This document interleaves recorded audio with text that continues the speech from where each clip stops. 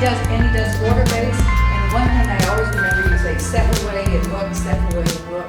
Okay, it's great, just an excellent person, very good. Thank you.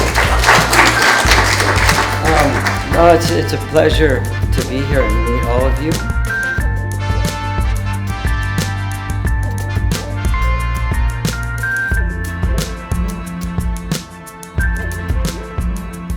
One quick thing is I do paint in oil paint, but I use water mixable oil paint. So if you're not familiar with that, it's just different. I don't use turpentines. I use just water for my medium. Occasionally at my studio, I would use an oil that's made for water-based mediums or a medium that would quicken the process for a medium. But I don't do that very much, and I pretty much just paint with water and out of the tube.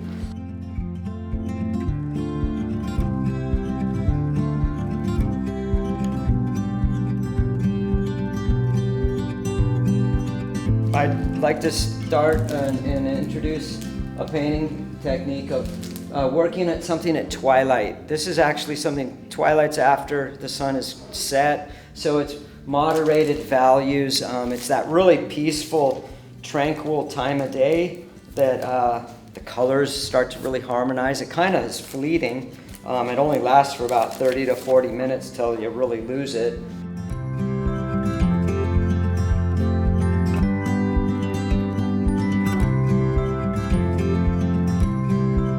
Warm water I recommend as a better, sometimes I clean my water tank a little bit and get the water re-warmed up because it tends to help the flow of the paint. But nevertheless, I'm going to really quick sketch in this painting, and what I like about it is it's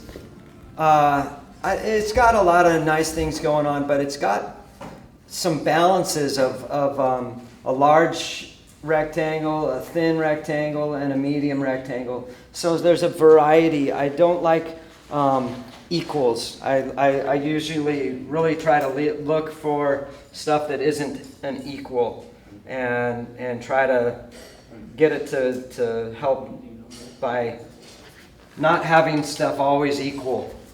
For me is important. I'm gonna just try to find these horizon lines really quick, and then we'll just go after it. This is one of the most important things. Starting on a bad foundation would be not recommended. So I know it's above half. This is halfway, so I don't want it to be at the halfway point. I know it's above there, but I don't want it too high. It really is going to affect the overall effect of vision. This is your eyesight. The horizon line is my eyesight of height, and the higher it goes, the more you feel that you're looking up to it. So I don't want to feel I'm looking up to it. All this ocean is condensed into really in this area. I'm going to refine this, but all this ocean information is really condensed, and that's what makes it feel like it's going to lay down and go backwards in space through a very small space of the canvas.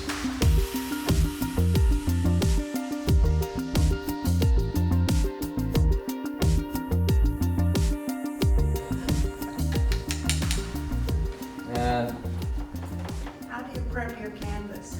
Good question. So I do have this is a canvas on board.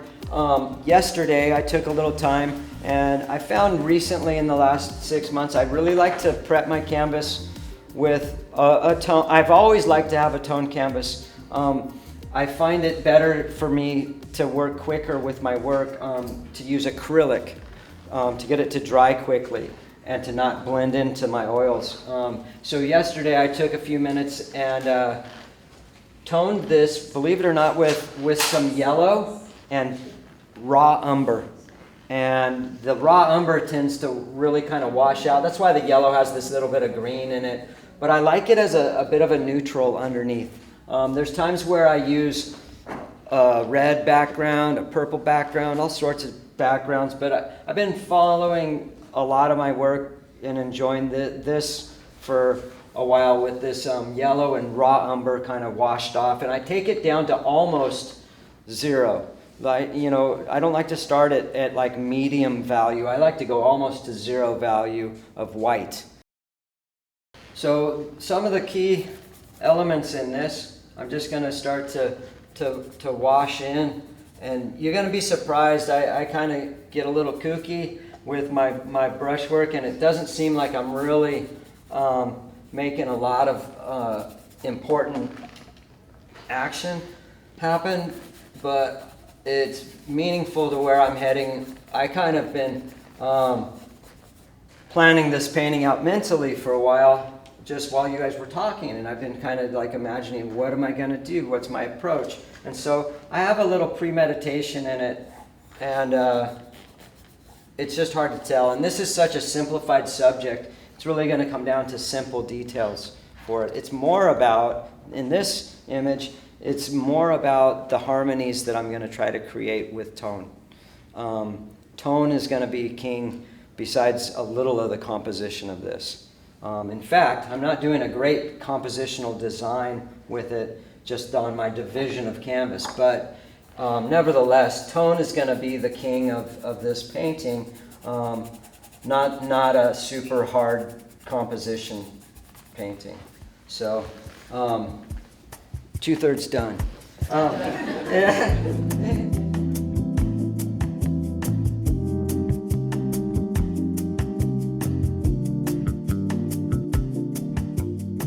Since it's important to me, I'm going to start with a really big brush and an underpainting for this big frontal wet sand area.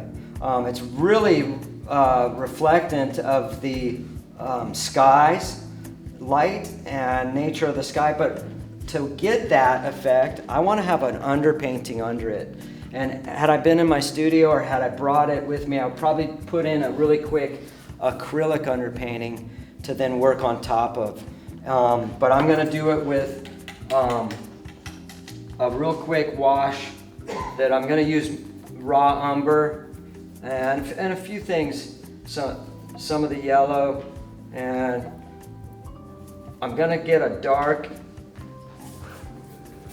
underpainting that I can come back to later. Hopefully it'll soak in a little bit and get dried up in the canvas a little bit, so I'm not rubbing it off when I put it on top next time, when I put the next colors on top. But for the most part, I'm just using some water. A lot of you were saying, oh, I'm watercolorist and I don't use oil and stuff. Well, the technique I still need to explain, and for anybody that uses traditional oil, it's the same techniques as if I was using traditional oils. For me, I paint my darks thin. I paint my bright colors more thick, and I usually put my dark colors in early so that they, if I feel like I want to paint on top of them, they're thin, and I can put my light colors on top of my darks. If you want to put with oil your dark colors on top of your bright colors, you're going to end up never getting dark, because the wet oil of the white underneath is going to just stay there, and the value will go, it'll just turn gray on you. So I try to keep my colors fresh, and that's one way is I've been shown, and what I've learned is that I like to keep my darks thin, and I put darks in before lights. Please try to step back as much as you can, because I want to see this painting the way it looks to the viewer. You know, in a room, I want to see the painting so I can judge my choices while it's on the easel. And if I'm just here the whole time, I don't feel like I get the complete accuracy of judgment with it. So I really recommend, like I would wear a hole in this floor, you know, basically at my studio, backing up to it. Even at this point, I know it looks like I haven't done anything, but I want to make sure what I've done is right, because I find my paintings stay fresh the longest by not going over them everywhere and not fixing everything over and over until it's just right. If I can get it in correctly with the right tone or the right shape and size first try, that means my brush strokes are going to be fresh, and I'm going to feel that in the painting. And that's what I hope to end up with what you'll see is some real fresh feeling of painting. So now that I've got this, I want to just kind of just let this sit in. It's really not an important area. I could have done this, not even faced it. I could have just talked to you the whole time.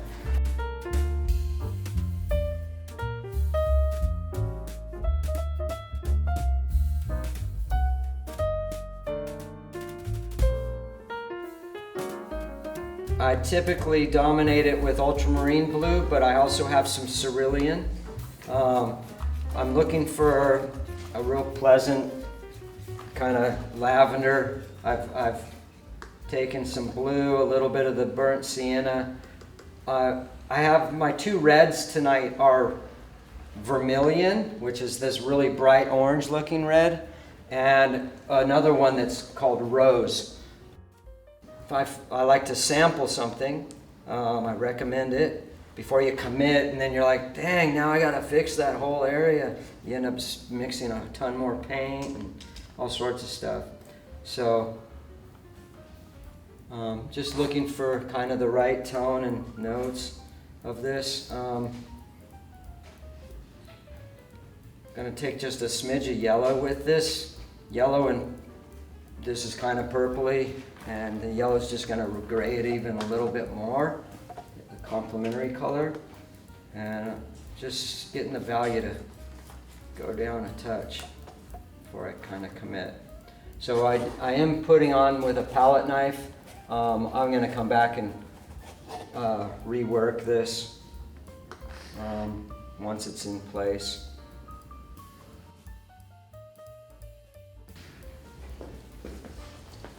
So really at this stage, still just a suggestion of all this information. But I feel like it's all sitting there ready for me to kind of complement with the rest of the painting as it develops. So now I'm looking for a more gray, dark ocean. And what I'll do, I think I can try to clip this up.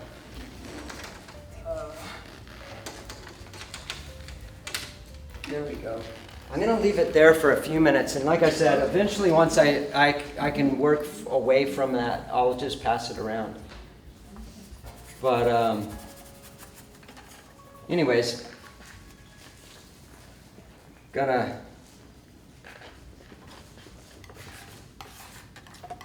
take some of this already used dark, and I'm just gonna start using this same puddle of, I made that big puddle of lavender, and I'm going to start to now just utilize it and modify it differently. I'm going to make it a little darker to generate the gray ocean, and just search around for the right tonal qualities that complement each other. Like I said, this is a real important part of this painting element. It's just going to be the tonal decision. The suggestion of the wave that's the most dominant. And I'm still just working right now a lot with this burnt umber, it's raw umber, and the blue, the ultramarine, French ultramarine blue is what I like to use a lot of. And there's not a lot of, blue in this painting, in this subject.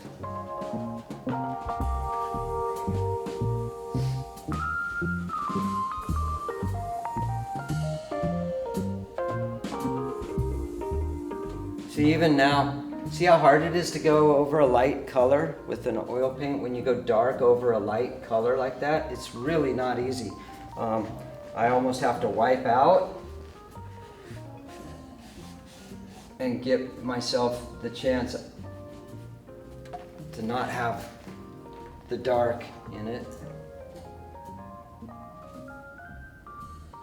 With the competition of that underpainting of white or light, it's super hard to work with.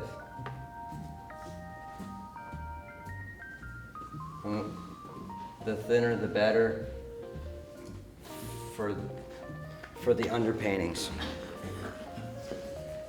It's kind of just a rolling sea this evening on this twilight painting. I'm gonna just suggest waves that are in the background. I'm gonna also generate the feeling of motion in the ocean I'm gonna brighten this up. I'm gonna bring in the skylights, the sky tones and stuff to it eventually. I'm just kind of getting my basics in right now before I start highlighting and stuff. So the white water is very cool. It's like a blue. It doesn't have much sun lighting up the white water. It's shadowed white water. So I'm looking for something that's going to be kind of able to say the temperature of the day.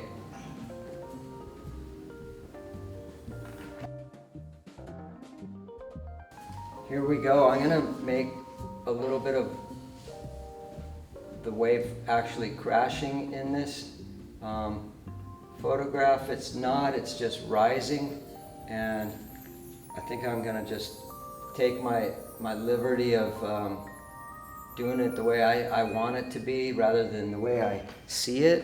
I have a photograph of this. I want to make a painting of it, so I want it to turn out successful to please myself. Don't feel compelled to really be a slave to your subject in a photograph. If you love it, follow it. If it's for me, usually photographs are what get me started. Then I like to kind of free up from them and do things a little bit more unique in my own thumbprint into them. If it's a picture of your favorite cat or your niece or somebody, you know, you might have to be more true to it. But in a photograph of a landscape, it's kind of yours to choose how you want to frost the cake and make it special your own way. You don't have to make a landscape just the way you see it, especially in photograph or nature.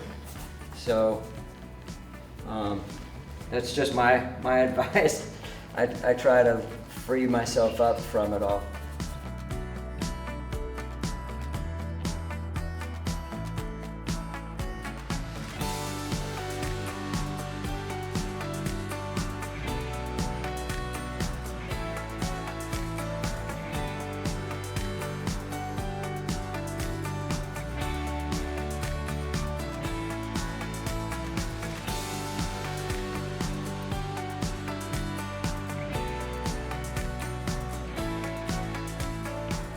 Trying to decide what to leave and what to, take more serious and work harder on is a challenge. And that's to me, one of the biggest challenges in art is how do I not ruin what I'm doing? It's not easy sometimes, I tell you. Our nature just wants to fix everything. This is one of the important areas of the painting. It's the most colorful.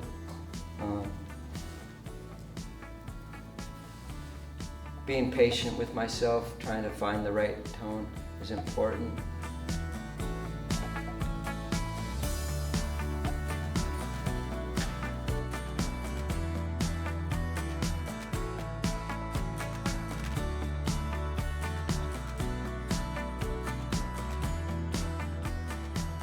Still just focusing on some of the sky color.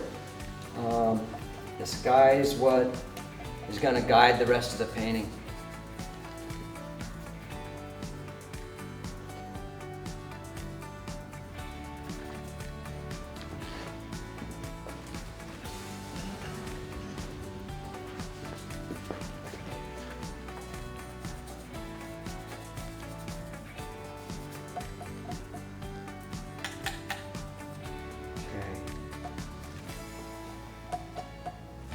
back with a little of that cloud.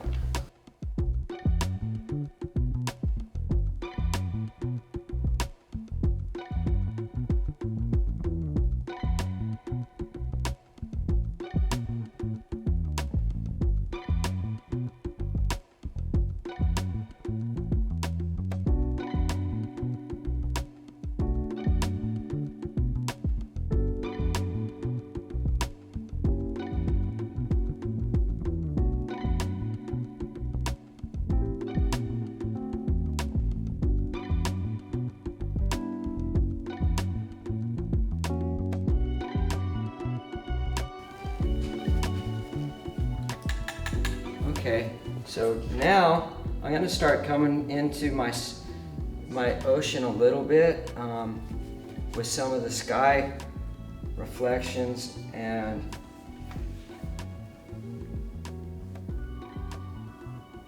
trying to capture some of the motion that generates out at sea. A little more information close up. All these areas of highlights, what's kind of brought in the activity.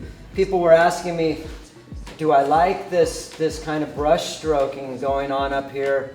And the answer is my technique that I like to have displayed in my finished works is I like a lot of vocabulary in my brush stroke. That means I like a lot of different types of brush strokes within my painting. I don't like everything to feel like the same brush stroke over and over and over again for the whole painting. I like to feel that the painting has a very broad spectrum, the whole alphabet in its brush strokes. So that's why right now I kind of don't mind that this is kind of unique, and sometimes I'll wipe it out with a paper towel just to get a brush stroke that's different than the other brush stroke.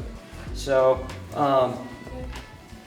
it can be helpful to experiment with stuff like that, from what I find. I don't like the information that I've created right here. I'm going to keep the viewer more attention over in here. I felt like that there was a little too much excitement in that corner, so I'm trying to just calm it down and kind of bring them together and get this area calm so that the other area will sing even louder. I find, if you haven't noticed, I find a lot of my painting technique has been developing with removal of paint. It's a very good tool to exercise with. Sometimes you have too much excitement everywhere.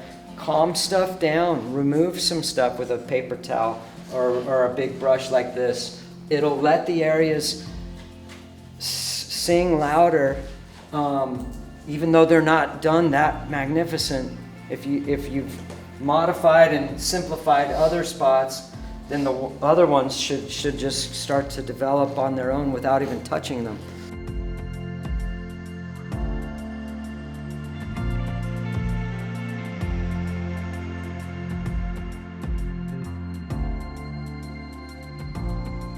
We talked about thick, thin paint areas. My brights start to become more thick.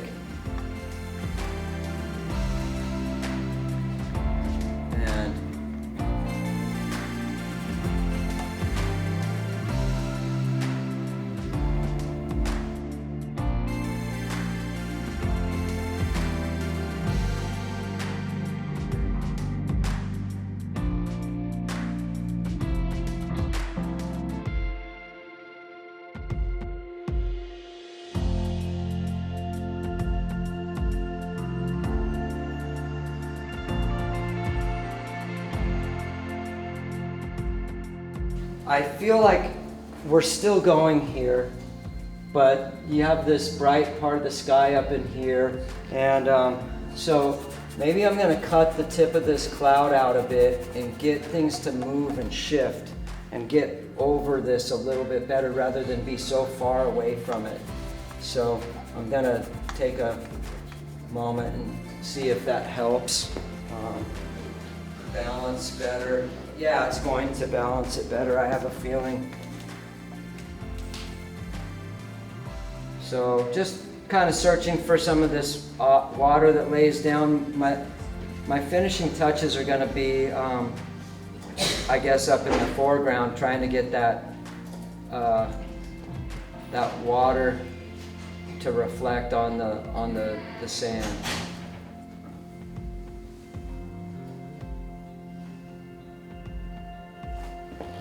This is dominating just a little too much. I like the area, but I don't want so much of it. Using this clouds that I already had developed, mostly, and trying to kind of use that color.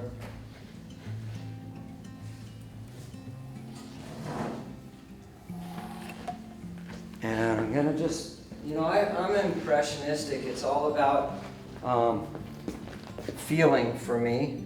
So I'm not that concerned about the complete, perfect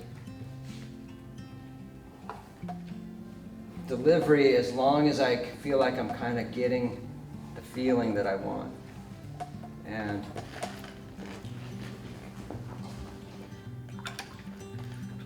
I'm gonna try to fit in a little bit of this sky tone that's so kind of up there captivating. I want to bring a little of it down to the bottom.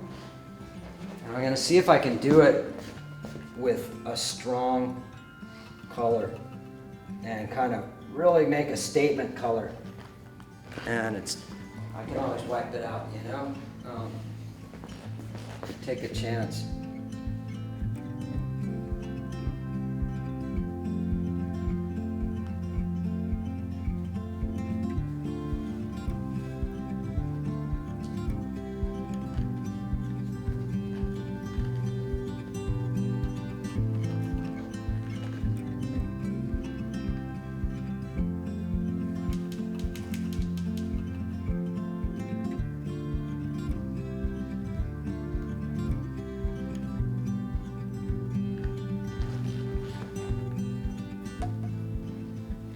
Strong on that value of that note. I want something there that's hopeful, but that was a little dark.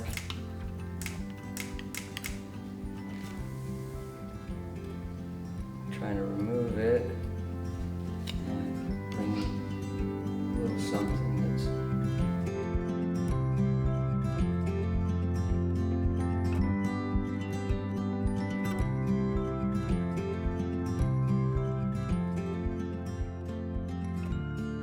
if I could at home finish this painting, I would start to bring in more of this highlight, and I might just, if you don't mind, I can do a little of it till it's time to go.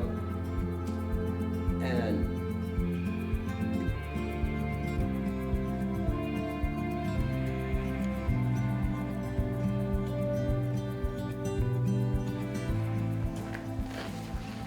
trying to just dance a little bit of energy into the painting. This is too strong. My hands are a little shaky. Sometimes I have to use a stick. I get shaky sometimes for little stuff. But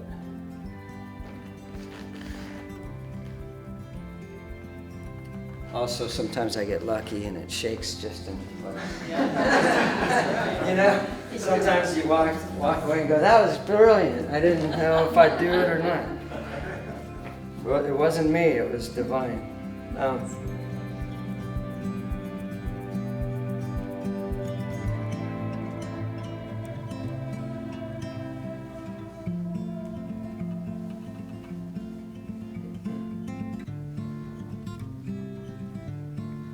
Okay, well, so since we're at that kind of cutoff line of time, I think I can't really do a whole lot more for us on this, but I think the experiment kind of was about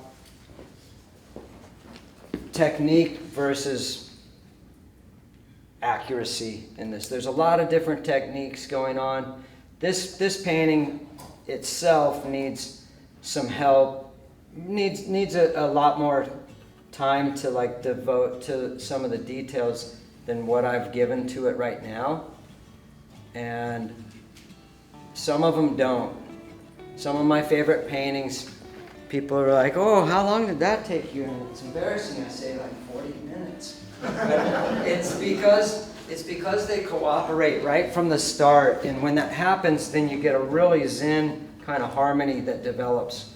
And this one's been a little bit of a wiggler on the hook. It hasn't been a super easy one.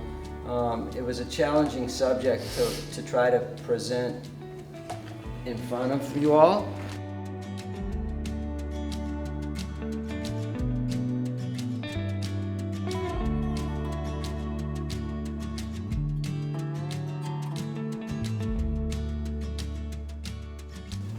There's some interesting notes in it for sure that I'm happy with, and some areas that I feel like, well, like I said, I started off with a compositional challenge that didn't have great design.